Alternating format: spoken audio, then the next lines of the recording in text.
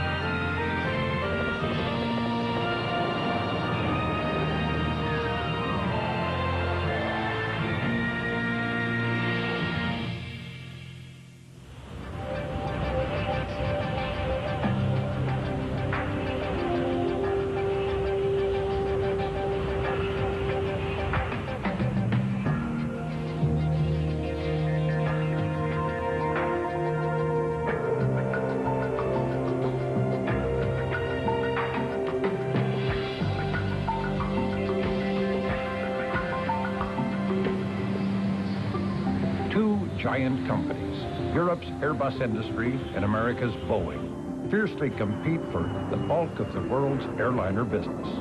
For years, they've been talking of plans to build giant new aircraft, super jumbos, capable of carrying up to 1,000 passengers. For more than 30 years, Boeing has laid claim to building the world's biggest passenger jet with its 747. Its latest model, the 747-400, has a maximum takeoff weight of almost 900,000 pounds. Building the first 747 was considered the most expensive gamble in aviation history. Now, Airbus industry is taking the plunge. Airbus has announced it will build a super jumbo, a double-decker with a takeoff weight of almost 1,200,000 pounds. Airbus has orders for 60 of what was called the A3XX in the design stage and will enter the Airbus fleet as the A380. Airbus says the Super Jumbo will enter airline service in 2006. For now, it's just a very elegant mock-up. John Leahy is Airbus's Vice President, Customer Affairs. When the 747 came out, a long trip was going from Montreal, perhaps, to Paris. Now we're talking about going from Toronto to Hong Kong. That's a much longer trip, over twice as far, and that means you need more room, you need more space, you need a better quality of the flight. This concept interior features luxurious seating and lounges for first and business classes. What you're in today is the A380-800. Now that's an 8,000 nautical mile aircraft, and the Dash 800 means a fully developed airplane. In a three-class configuration, it'll have about 555, 560 seats. That's in a first class, business class, and luxurious economy class configuration. We put in passenger amenities, perhaps the shopping mall, the duty-free shop, with a casino or a restaurant down there. Boeing was going to stretch its 747-400 with the 400X to match Airbus's challenge. But after years of development work, it has shelved the 400X. Instead, Boeing says it will focus on point-to-point medium-capacity aircraft. Boeing's marketing director, Gord McHenry. We don't see the passengers demanding that much for a larger airplane, because we see the greater demand by the passengers being, give me the frequencies, give me comfortable surroundings, and give me low fares. The vast majority of takeoffs and landings, in excess of 85%, are with airplanes that are less than 300 seats. So much of the apparent congestion at the large airports is due to takeoff and landings of airplanes the size of 737s, 757s, 767s. So bringing in an airplane larger than the 747-400 will not mitigate against the current congestion. It may actually increase it slightly. Airlines expect a threefold increase in passengers over the next 20 years, with the biggest increase in the Asia-Pacific market. Airbus says the solution to congestion and overcrowded runways at hub airports is bigger aircraft. Adam Brown is Airbus's Vice President, Market Forecasts. The problem is that we've seen a tenfold increase in traffic over the last 30 years. At the same time, the airports have got pretty much saturated.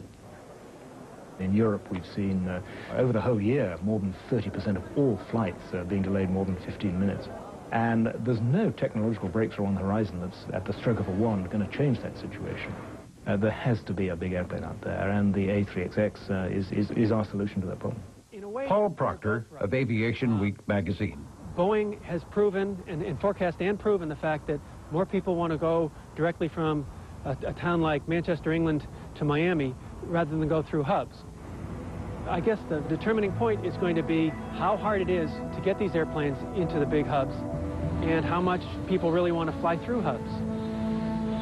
Airbus argues that new aircraft have longer range and passengers shouldn't be trapped in their seats on long-haul flights.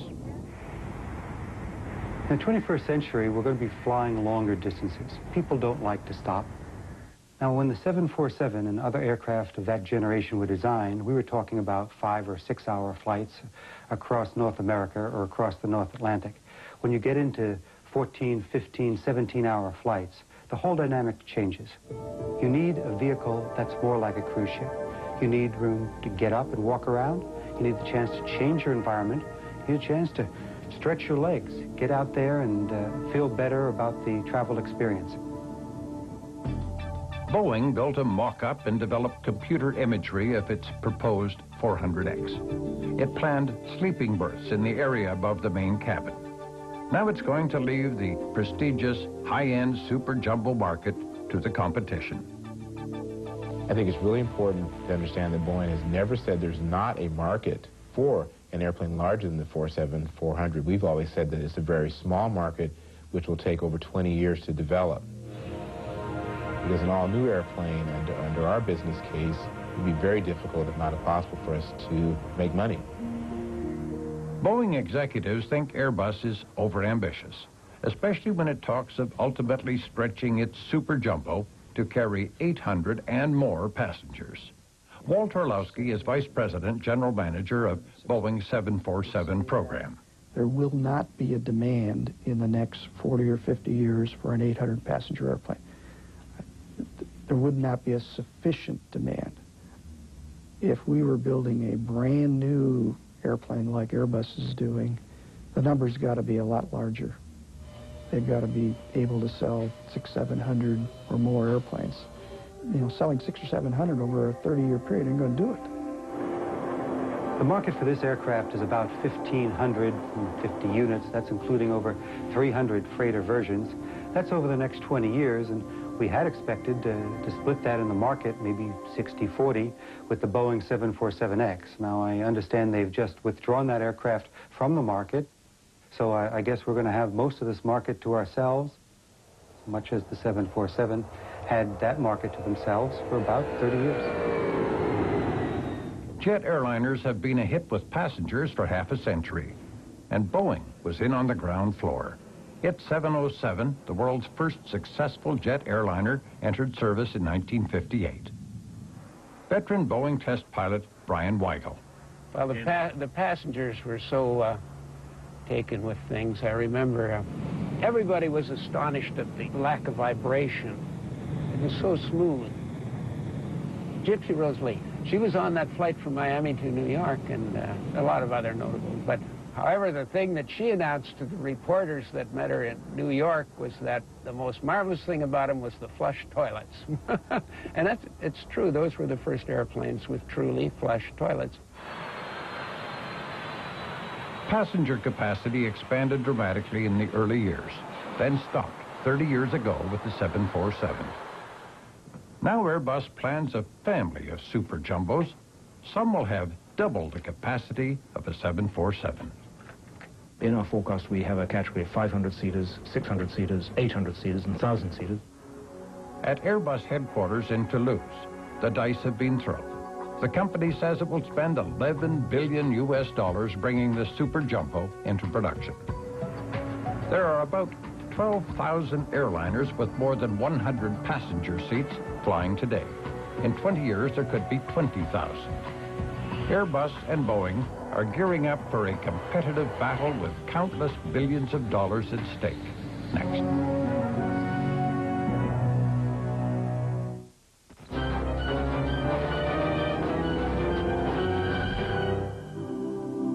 AIC. Buy, hold, and prosper.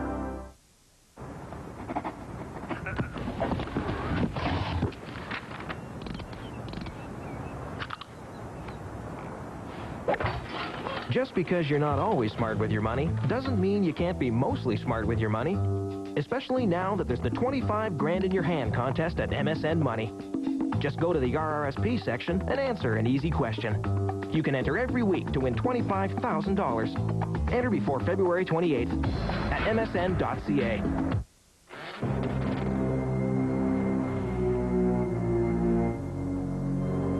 Now appearing at the living room near you. Orville Redenbacher's Ultimate Theater-style popcorn. Our pour-over pouch lets you add all the buttery topping you want, so nothing tastes fresher or more buttery. Ultimate Theater-style popcorn from Orville Redenbacher. Just like at the movies, only better.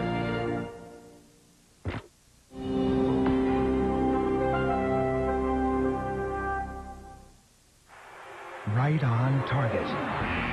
Now there's a men's hair color made to target only your gray hair. Grecian 5. It's right on target. In 5 easy minutes, Grecian 5 targets only the gray hair, replaces it with subtle tones like your own natural color. Right on target. It matches the rest of your hair for a subtle, natural look. Grecian 5 targets only the gray.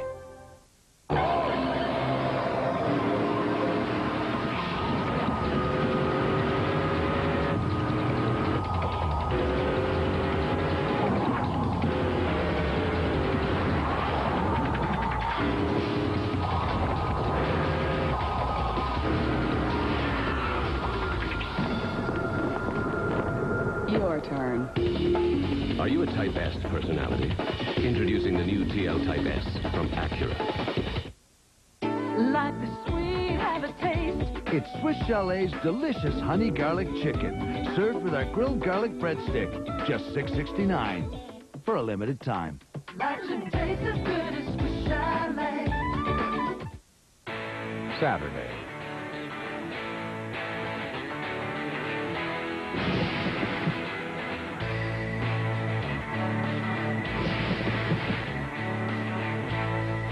Turn your back. Discovery Channel explores how the high-tech world affects every facet of our lives. Watch High Tech Saturdays only on Discovery Channel.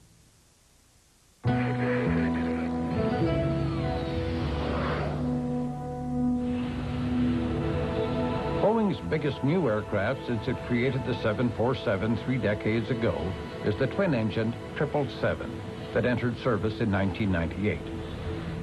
The stretch version, the 777-300, has the same seating capacity as early models of the 747, but it's 1/3 cheaper to operate. It's Boeing's first commercial airliner completely designed on computers, and many of the refinements on this aircraft were to be models for Boeing's canceled Super Jumbo, the 747-400X. Computers pointed the way to cost-saving production methods, found ways to save weight, improve the wing foil, and control systems. If Boeing one day decides it will build the 400X, the lessons learned in designing the 777 will make it a highly efficient aircraft. The 400X designs are complete. The factory could easily be converted to its production. But for the moment, Boeing says speed is more important than size. It says it will build a new medium-capacity jet, the world's fastest subsonic airliner, flying point-to-point routes at Mach 0.95. It's called the Sonic Cruiser. The announcement came in the heels of Airbus's decision to build a new Super Jumbo, and some felt it was an attempt to buck up the morale of Boeing employees. In Europe, Airbus is constantly expanding its range of aircraft. John Blanchfield, Airbus's Director of Product Marketing. The highest capacity Airbus today is the A340-600. That can carry up to 440 passengers. The first ones of those aircraft are in production right now, and they'll go into service in 2002. The A340-600 is a jumbo in its own right. The latest and biggest of Airbus's A330, A340 fleet, it's the first in the world to be 100% computer designed. The A340-600 will be the biggest and I think most beautiful airplane that Airbus has built so far. It's very close in size to today's biggest airplane, and because it's got much more advanced technology, after all, the existing biggest airplane was designed and developed over 30 years ago. And during those 30 years, a lot of advances across a whole range of technologies have become available. We exploit those in the A340-600. And so the A340-600 will do pretty much the job of today's biggest airplane, but at much lower cost. Airlines' search for lower operating costs has driven the passenger jet market since the advent of de Havilland's Comet 1 half a century ago. Airbus's Adam Brown has vivid memories of the Comet's first scheduled passenger flight, May 2nd, 1952. I was in Latin class one afternoon in my prep school in England, and there was a loud noise in the sky, and we all of us looked at each other because we knew this was the first BOAC scheduled flight to going London, Rome, Cairo, Khartoum, Entebbe, down to Johannesburg. So at that point, Europe had a tremendous lead. Peter Duffy, a Canadian, was a Comet pilot. Wherever we went, we were the subject of spectator sports. We were a unique aeroplane. We looked nice. People said, this is the way to go, and the passengers loved it. When you put up the power on takeoff, you could feel the aircraft shake, shudder, always on the brakes to make sure that all the engines were working okay, and you had a clutched lever which released the brakes progressively, and so the airplane would suddenly start moving.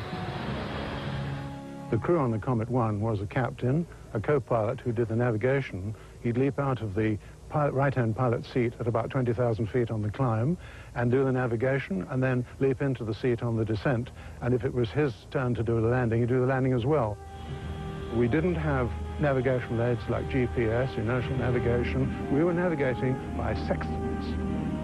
We would take star shots and moon shots, and we would use radio beacons to take bearings, and we would plot running fixes, and we would plot 3 star shots together, and hopefully we would navigate that way. The Comet 1 had many technical problems and one fatal flaw. Its pressurized fuselage was not strong enough. The aircraft was on the climb out from Rome, probably around about 30,000 feet. The captain was in the middle of a radio transmission, and it was broken off. It was the instant, no doubt, when the aircraft exploded. And all the pieces were found in the bottom of the Mediterranean. 3 months later, after some minor modifications, the Comet was authorized to fly again. Duffy made the first flight to Johannesburg and back to Heathrow. There he handed the aircraft over to a South African crew. The next day, it was at the bottom of the Mediterranean, in similar circumstances to the original Elba crash. Of course, that was the end of the aircraft. It was grounded. The investigation of rebuilding found evidence that there had been an explosive decompression of the cabin. After the Comet 1s were grounded in April 1954, another 4 years would pass before another passenger jet took to the skies. A totally new comet, the Comet 4, emerged in 1958. We did 2 sorts of services, the puddle jumper, short-range services, picking up traffic everywhere, and the long, fast services to the Far East and through the Middle East. And we landed at just about every airport there is.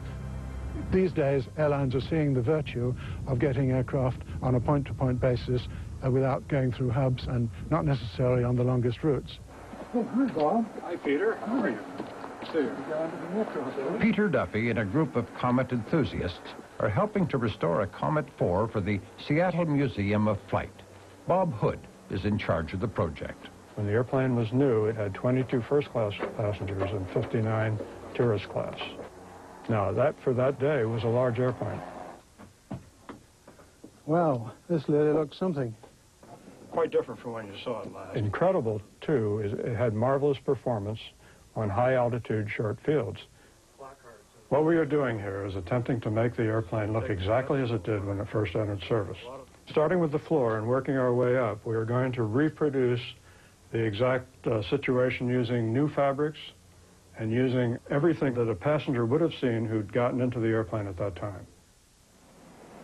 These people started with a blank piece of paper. They had no computers. They had none of the things that we take for granted in the aircraft industry today. And what they did is they created a step change in aviation. The social size of the world was shrunk by 50% when this airplane came out. The Comet 4 was obsolete before it made its first flight. The American 707s and DC-8s were bigger, faster, carried far more passengers, and had longer range. There followed a long period of American dominance in passenger jets, but the British and the Europeans didn't give up. In the mid-60s, a number of quite visionary people, primarily in France and in Germany, decided that if the civil aircraft manufacturing capacity of Europe were to be recreated, it would have to be done on a collaborative basis. At the same time, various people working away did discover that a new market was going to develop for a big, short-range mass transport type airplane, hence the word Airbus. In 1969, a decision was taken to create Airbus industry around a program that was called the A300. And the argument was that, well, even if these crazy Europeans manage to get the airplane to fly, first of all, they'll never persuade anybody to certificate it as safe. And then, well, even if they do manage to get it in service, they'll never manage to support it. The spare parts won't be there, the documentation will be non-understandable and so on. And it really was having placed airplanes in, as I said, in India, in South Africa, in Korea, that all of a sudden people said, well, hey, wait a minute, this thing does seem to work after all. We now have products that satisfy just about the whole range of airline needs from 100 seats and up. We've now sold more than 4,000 of these airplanes, and last year we actually picked up better than 50% share of the world market. So we've come a long way in 30 years. Airbus is now running neck and neck with Boeing on a wide range of airliners and is poised to supplant Boeing's flagship 747 with its Super Jumbo. Next.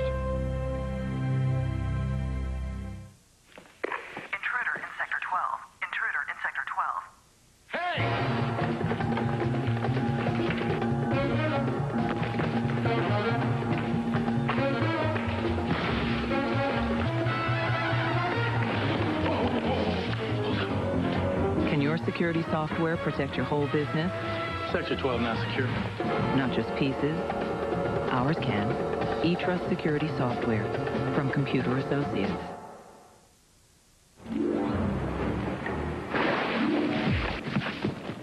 Tuna!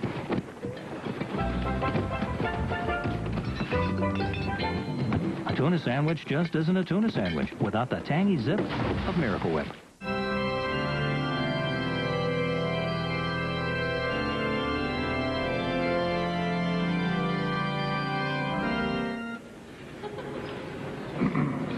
What?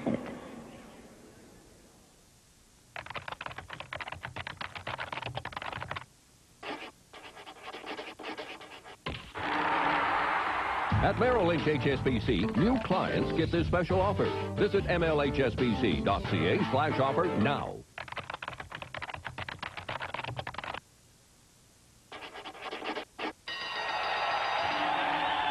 At Merrill Lynch HSBC, new clients get this special offer. Visit mlhsbc.ca/offer now.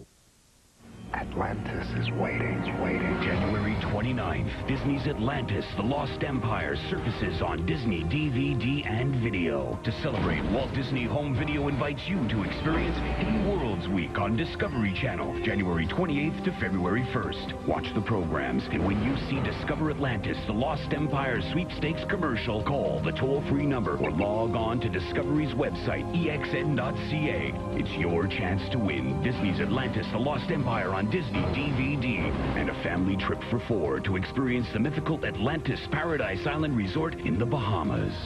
And don't miss Disney's Atlantis, The Lost Empire on Disney DVD and video, January 29th. Who do you think will be better at planning your next trip? Someone who doesn't know you at all? Or you, who knows you quite well? We're betting on you. Expedia.ca. Now we're getting somewhere. Tomorrow on Discovery Channel. Explore the fact and fiction surrounding electric eels on Wild Discovery. Then, supermassive black holes. Is there one in our backyard? Find out on Secrets of Science. And later, did Atlantis really exist? Find out as Hidden Worlds Week continues. Tomorrow, a full night of discovery.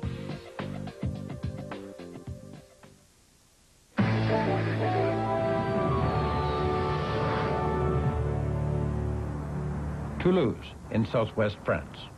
An ancient city, its university was founded in 1229. Now it's a major high-tech center, home to Airbus industry. Airbus is a young company, formed only 30 years ago. With the 340-600, Airbus is building an aircraft bigger than the first 747s. It's the longest airliner ever built. Airbus makes extensive use of a ground-based test unit called the Iron Bird. It can duplicate all of the physical and electronic functions found on the aircraft. Once the systems are developed, they're built into the aircraft's simulator. Ed Strongman is project pilot for the A340-600. My task is to maintain that product line. It's to make the next airplane, the 500-600, fly just like our other airplanes. For the 3XX, we will take the lessons that we've learned and use the basis, of course, of what is an Airbus cockpit and an Airbus airplane, but to develop into the future. 100 knots. Early on, Airbus decided that one way to attract and keep customers was to make the cockpits of all of its aircraft, big or small, look the same. It's one of its biggest selling points. First of all, the actual design of the flight decks got to be the same. That's positions of controls and switches and instruments. The way information is displayed on instruments, CRT displays, that's got to be the same. 50, 40. I think in 10 years' time, we will have airlines where perhaps more experienced pilots would be flying a 100-seat, 70-ton A318 on a Monday and actually turn up for duty and are flying an A3XX the next day. Seattle, Washington.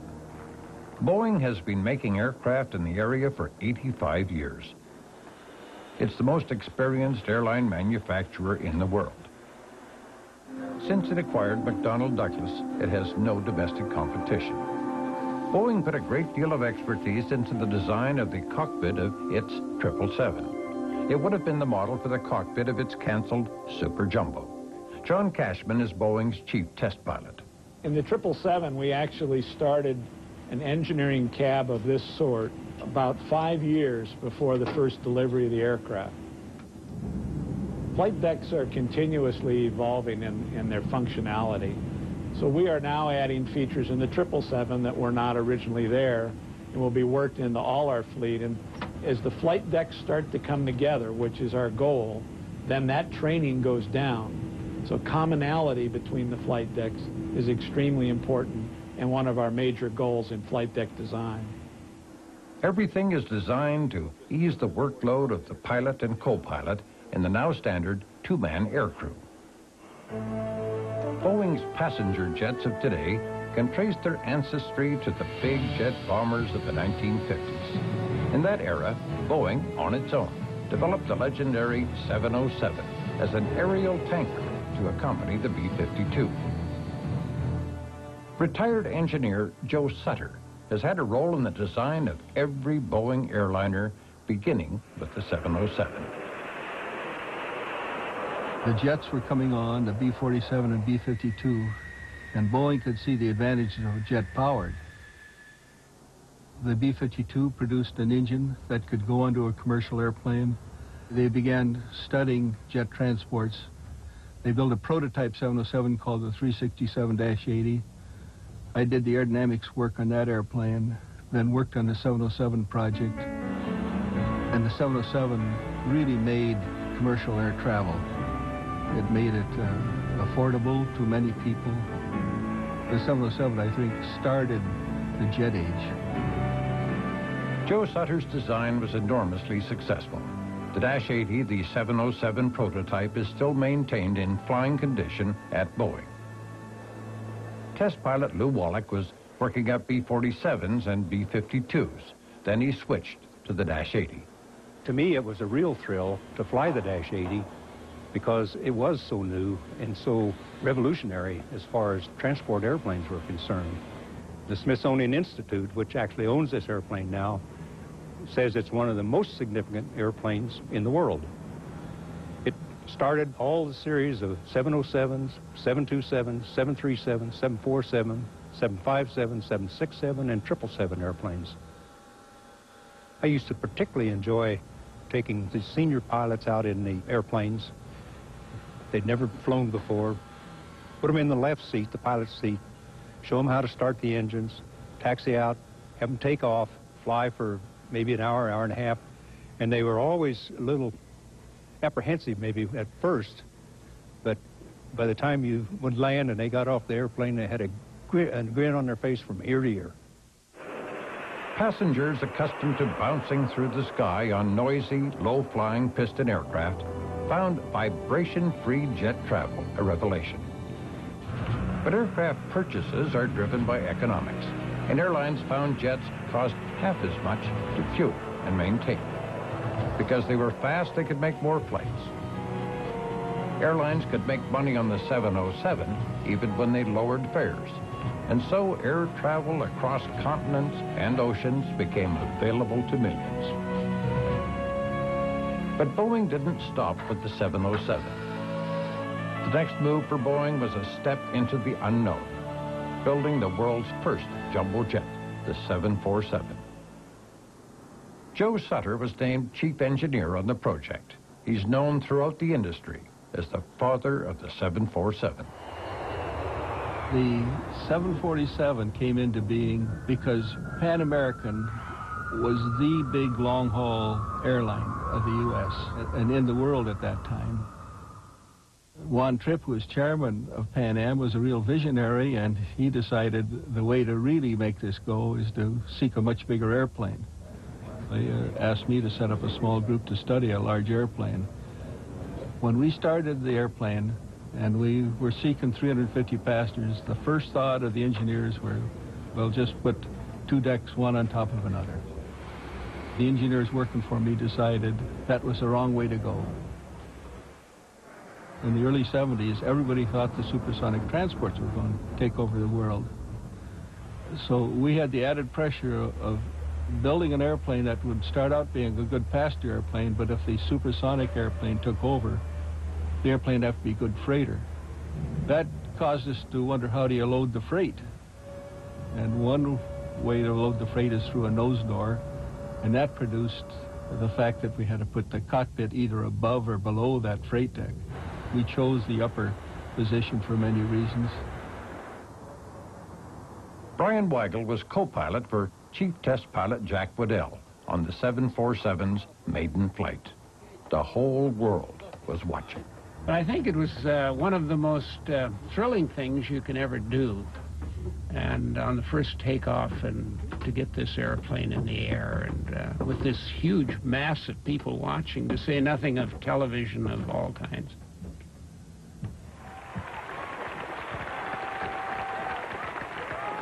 I'm sure we all felt a little nervous, but once we got in the air, I think we were all pretty relaxed. February 9th, approaching takeoff time. The flight crew moves out to the waiting airplane. Pilot Jack Waddell. Co-pilot Brian Weigel. Flight engineer Jess Wallach. There was so much at stake, of course. The financial future of the company was riding on it. Hey, Paul, let me know when to release brakes. Takeoff requires only 4,300 feet of roll. My wife, Nancy, people would meet her on the street and she'd say, your husband's designing a big airplane. Will it fly? And she got that question asked so many times that, you know, it was worrying on her, you know, that this thing was going to be what I'd call a turkey. So on the first flight, when you fellas took off, I took her right at the unstick point. And I told her, Nancy, the wheels are going to leave the ground right here.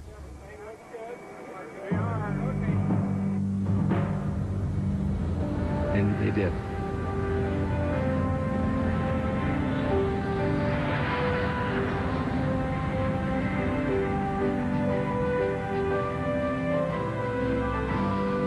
You know, Joe, I think we were a close-knit group then, though. Jack Waddell and all of us were... It was our whole life. Yeah, it really was. It was our whole life.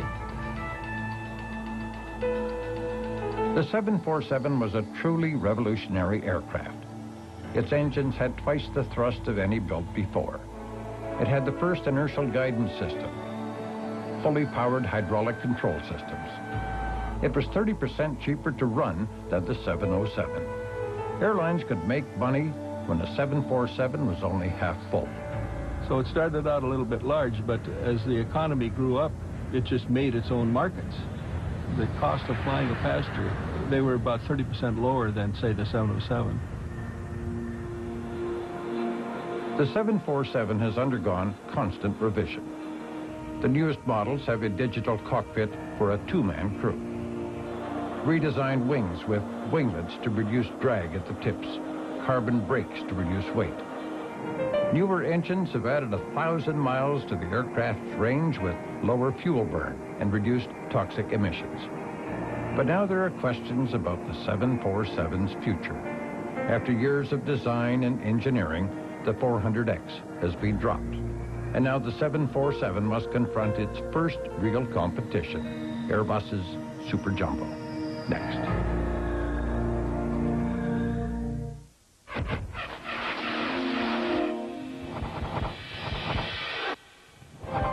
AIC. Buy, hold, and prosper.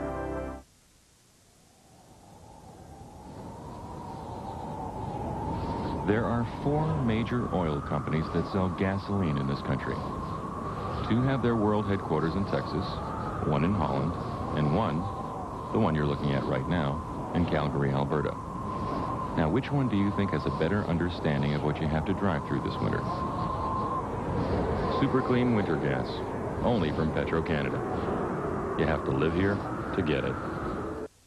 Introducing AOL Canadian version 7.0, the easy way to get online. You just plug it in and go. It's that easy. No more computer mumbo jumbo. You've got mail. Email is the best. I send instant messages. I just type the keyword in and boom, I'm there. Everyone in my family gets their own email address. Parental controls help me safeguard my kids. Free 24-hour customer service. Now anyone can feel like a computer genius. AOL. So easy, no wonder it's the world's most popular online service. For your 3-month free trial CD, call today.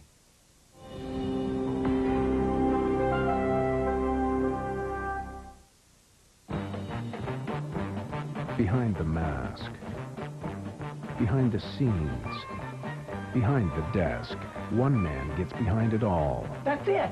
We're dying to find out what the swabs have revealed. Why should we care about this new phone? Jay Ingram, journalist. That's fantastic. As far as Moscow goes, I think you can tell from looking behind me. More on this find. Follow Jay's journal online, only at exn.ca.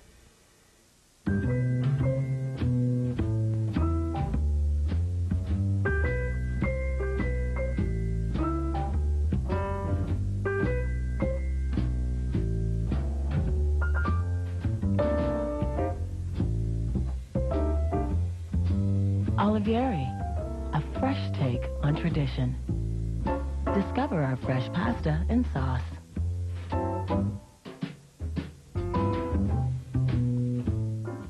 Millions of women worldwide have chosen Nivea Visage Q10 as their anti-wrinkle cream. Nivea Visage Q10 Wrinkle Control with natural coenzyme Q10 visibly reduces the appearance of wrinkles. Thank you, Q10. Only from Nivea Visage.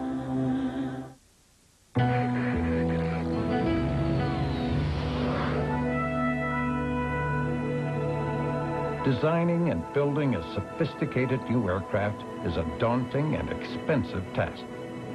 Airbus estimates the prototype of its A380 Super Jumbo will cost about $11 billion US. Hundreds of engineers must work on everything from rivets to toilets. What we're bringing to the world is a new way to fly. In this airplane, which we're looking at here today, you've got 49% more floor space on the two main decks than you've got in what's admittedly a very comfortable 747. Yet you've only got a third more passengers. So that means everybody has more room in the seat, more room in the aisle, and that all-important extra room to get up and walk around. Today we expect people to sit still, have a meal, maybe 2 or 3, watch a movie, maybe 2 or 3, but essentially not move around. On this airplane, you'll be able to get up, to walk around, do some shopping, go to a casino, perhaps even an exercise lounge. The idea is to be more like a cruise ship. And as we walk around this aircraft, I think you'll agree it looks more like a cruise ship than it does like an aircraft. The Super Jumbo has to fit within the 80-meter square footprint available at airports. That dictated a double-decker, one wide body stacked on top of another wide body. The 380 will have a maximum takeoff weight of 560 metric tons. The landing gear to handle this enormous weight will weigh 20 tons. Airbus has conducted full-weight load tests to ensure runways at major airports will be able to carry the aircraft. The shape and size of the wing is crucial, and more than 50 wind tunnel tests dictated a wing surface of 845 square meters. The tailplane surface is 200 square meters, and the tail fin 25 meters high. Aircraft manufacturers do not build new aircraft on speculation. The market is customer-driven. And Airbus mounted an international campaign to get potential customers involved in its design. We got 20 of the world's leading airlines together, and they spent 3.5 to 4 years working with us. They sent their cockpit specialist, their payload specialist, interior design specialist, so that when we were ready to go to the market, it's no wonder it sold so fast. Chris Stonehouse is Airbus's marketing director. All of the different elements of the aircraft, we have been through studiously with all of the airlines to try and obtain the best product that we can for them with this new airplane. I think one of the key items is going to be the cabin on the A380. The airlines are going to use that obviously as their new benchmark in terms of comfort standards, and I think it's going to generate new levels of profitability for the airlines as well. Peter Chandler was a pilot with Virgin Atlantic. He was consulted on the design of the A3XX in the early stages. Now he's been appointed a test pilot on the Super Jumbo. During those working groups, we present what is being developed and what the ideas are, and it's an opportunity for the airlines to make comments, a lot of which are, well, all of them are listened to very carefully, and some of them are incorporated then in the development and the design of the airplane.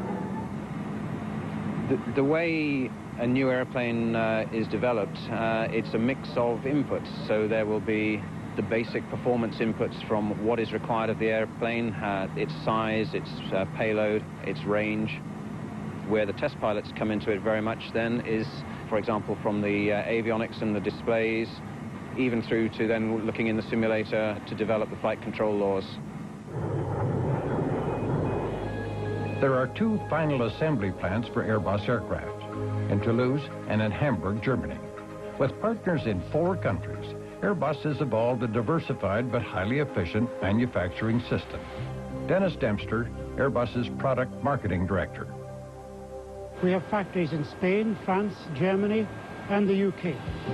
The parts in these factories are nearly completed. The wings that you see behind me are delivered with all the systems already installed and rigged. This means that only about 5% of the man-hours required to build an aircraft are actually expended in final assembly. Completed components arrive at the assembly plant aboard Airbus's Super Beluga transporters, A320s with a huge double-bubble cargo hold mounted atop the fuselage. It can hold fuselage sections and whole wings. the ATXX will be built in a similar manner. The parts will be coming from the same factories. The assembly will follow the same lines as we do here. It takes us only about 8 days to assemble an aircraft, to get it on its own wheels, and from then it moves on its own wheels. But another 8 days to test all the systems, another 8 or 9 days to paint it, and a few more weeks just to assemble it and get it flying. By contrast, Boeing 747s are put together on a wholly integrated assembly line as they have for 35 years. The aircraft are built in the world's largest building. It covers 98 acres, has a volume of 472 million cubic feet.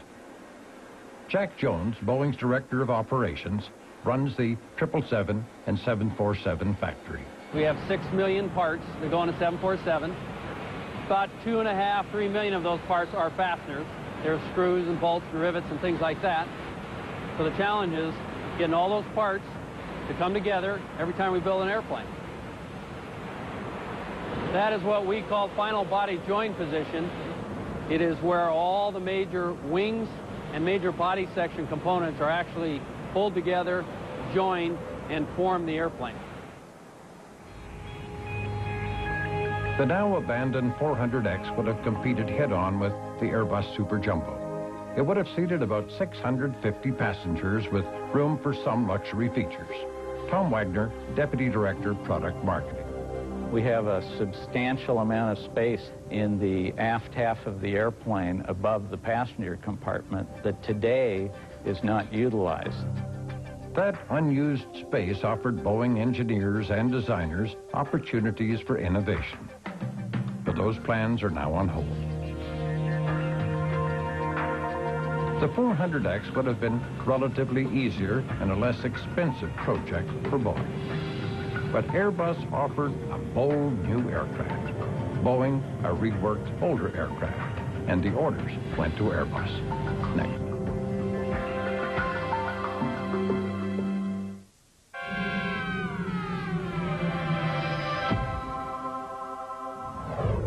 AIC, buy, hold, and prosper. Atlantis is waiting. January 29th, Disney's Atlantis, The Lost Empire surfaces on Disney DVD and video. To celebrate, Walt Disney Home Video invites you to experience Hidden Worlds Week on Discovery Channel, January 28th to February 1st. Watch the programs, and when you see Discover Atlantis, The Lost Empire sweepstakes commercial, call the toll-free number or log on to Discovery's website, exn.ca. It's your chance to win Disney's Atlantis, The Lost Empire on Disney DVD and a family trip for 4 to experience the mythical Atlantis Paradise Island Resort in the Bahamas. And don't miss Disney's Atlantis, The Lost Empire on Disney DVD and video, January 29th. Did you know that Native peoples in the West used to hunt buffalo without weapons? Attractions Canada invites you to visit Head Smashed In Buffalo Jump. Learn how First Nation hunters managed this amazing feat by tracking the buffalo and then driving them over these cliffs. Did you know that more dinosaur specimens have been found in Alberta than anywhere else in the world? Visit the Royal Tyrrell Museum, which has over 200 dinosaurs in its collection alone. Attractions Canada vignettes brought to you by Via Rail Canada.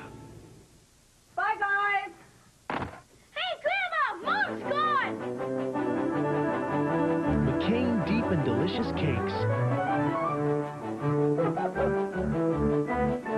So chocolatey and moist, with a resealable dome that keeps it fresh tasting, slice after slice. Hi, I'm back. I just forgot my keys. Nice lunch, guys. McCain Deep and Delicious Cakes, the treat that's simply irresistible. Oh, he's so cute. Look at him.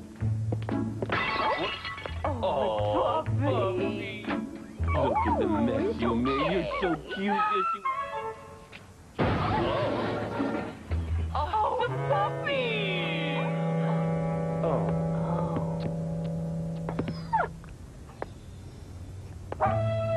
Better beans, better coffee. Nabob. This isn't Hollywood. This is as real as it gets. Discovery Sunday Showcase. Only on Discovery Channel.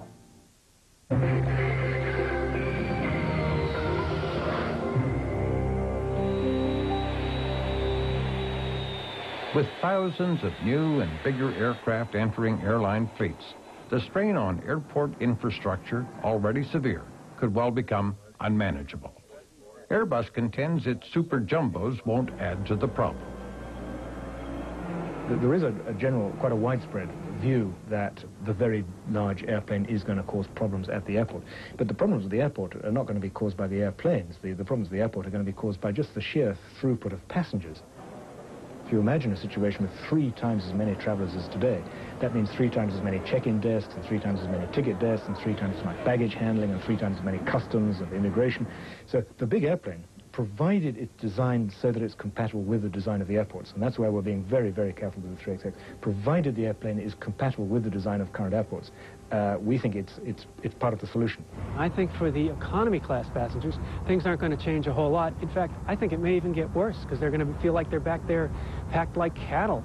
All these cruise ship changes that they're being promised are all for the premium class passenger. And history has shown that when there's space available on an airplane, they're going to put a seat on it. Also, cargo space in the belly. Cargo pays much more than passengers do per pound, don't need coffee, and it doesn't mind if there's an intermediate stop.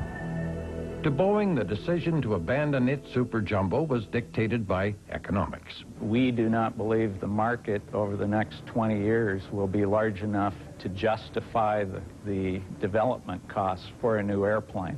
And we've studied this extensively over the last 7 to 8 years and concluded that the market just does not sustain that kind of decision. But the highly adaptable 747 airframe can accommodate a bigger stretch. And some speculate Boeing will re-enter the fray if airlines embrace Airbus's Super Jumbo concept. The design restriction is how much thrust you can get divided by the weight, and how much lift can you generate. We've looked at that limit. It's probably on an airplane that's like 800 passengers. So technically, we could keep stretching the airplane in a derivative format and not reach this mathematical constraint until out to 800 passengers. The two companies have taken the same forecasts of air travel growth and come up with different views of what they mean. What Boeing are advocating at the moment is that the airlines will continue to have fragmentation, and that means more point-to-point services between different continents around the world. We also believe in that, and that's why we have a family of aircraft which does pretty much the same thing as what their aircraft do as well. But where we differ slightly in view is that we believe that you will still have consolidation. Consolidation is basically operating flights between the major capitals around the world. These key hubs will continue to grow, and that the slots out of those hubs will continue to become more precious. So most of the world's airlines had a chance to evaluate both the 747X and the A380.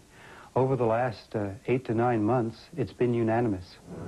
We see the airlines worldwide taking something like 14,700 airplanes altogether over the next 20 years, and we see that as being worth about 1.3 trillion US dollars. Airbus believes 250 billion of that market will be for Super Jumbos, aircraft bigger than anything now flying. It estimates its development costs on the 380 at $10.7 billion. We've already spent about $1 billion US on this aircraft, and that's a record. We'll spend the other 9.7 billion to get to the 10.7 billion over the next 5 to 6 years, culminating in the entry into service of the first aircraft in March of 2006. What you've got to ask is there the market that they project out there? They're saying 1,200 planes. There's a demand for 1,200 400-seat enlarger planes over the next 20 to 30 years. And they need to get a significant part of that, 50%, to even begin to come close to break even on this airplane. I've even seen forecasts where if they don't deliver 300 airplanes over the first 5 years of production, the program goes negative forever. We've got quite a few of the leading airlines of the world on board. Singapore Airlines is on board, Qantas, Air France is on board, Virgin. Richard Branson is going to do quite a few new things with this product. I think we need to be very careful in order that we don't become complacent, because the competition can soon come back very quickly, and we need to make sure that we keep this aircraft on track, on time and on budget, and we deliver the aircraft that the airlines have bought. And obviously, if we start to drop the ball on that, then that will open the door for Boeing to come back in with possibly another product. Boeing's first response, its Mach 0.95 aircraft. Airbus partners, too, know something about building fast aircraft. Their experience with the Concorde could drive their future designs. But for now, Boeing says faster, Airbus says bigger, and the end is not in sight.